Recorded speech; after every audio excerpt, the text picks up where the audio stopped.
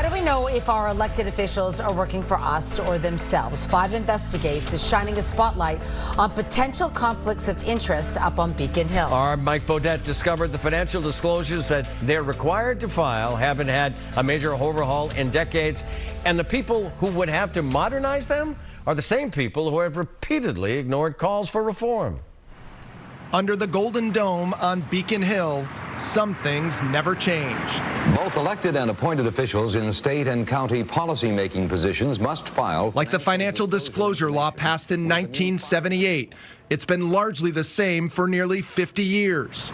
The lack of action on this by the legislature leaves all of us in the dark about our elected officials' potential conflicts of interest. Massachusetts is so far behind the 8 ball in this. Mary Connaughton is Director of Government Transparency at the Pioneer Institute, a public policy research group. The law requires our elected officials to file statements of financial interests every year, disclosing everything from other jobs and debts to investments and real estate. And the goal is to keep them honest, to make sure that they don't have outside business interests or any other outside financial interests that could conflict with the job that they're doing. Sounds good in theory, right?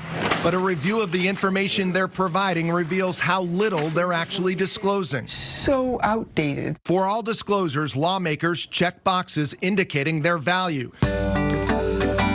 But they're still using 1978 prices, back when a gallon of gas cost 62 cents, and you could buy a new house in the Northeast for $58,000.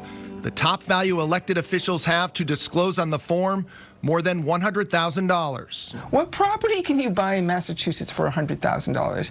I mean, these things need a complete overhaul. And if lawmakers list stock, they don't have to disclose how many shares they own. On top of that, accessing the forms isn't easy. You have to give your ID, and lawmakers are notified about who requested their forms. That's just wrong. It's intimidation designed to keep people from asking. It's up to the legislature to update the disclosures. A special commission on ethics proposed reforms in 1995.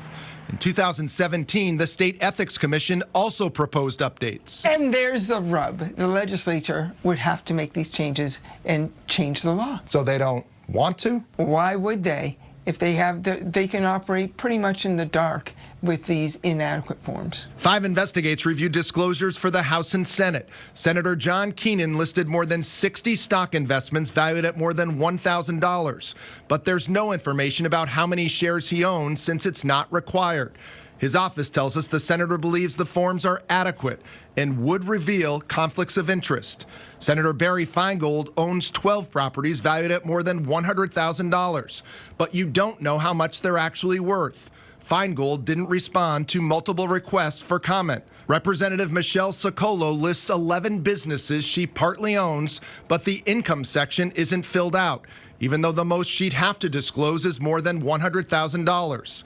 Socolo tells us it should have indicated no income, since the businesses are part of a trust set up by her parents, and she's a beneficiary. Notwithstanding anything else. We caught up with Governor Healy, whose own disclosure includes 19 investments valued at more than $1,000, but no details about how much she owns because it's not required. Is it time for the legislature to update these disclosures in the interest of transparency? You know I fill a form out every year and fully comply. I'll continue to do that. In terms of updates, I'm happy to look at anything that comes to my desk on that, but I'm all for transparency and making sure that people understand people's backgrounds when they run for or want these positions. But don't expect any reforms from House Speaker Ron Mariano, who served in the House since before the 1995 Special Commission recommendation. In a statement, he said that the forms provide ample information about financial interests. However, Senate President Karen Spilka said she's open to a conversation about updating the disclosure requirements. We're posting all of our elected officials' financial disclosures on our website, and you won't have to provide your ID or have your lawmakers notified that you're looking at them. Mike Bodette, 5 Investigates.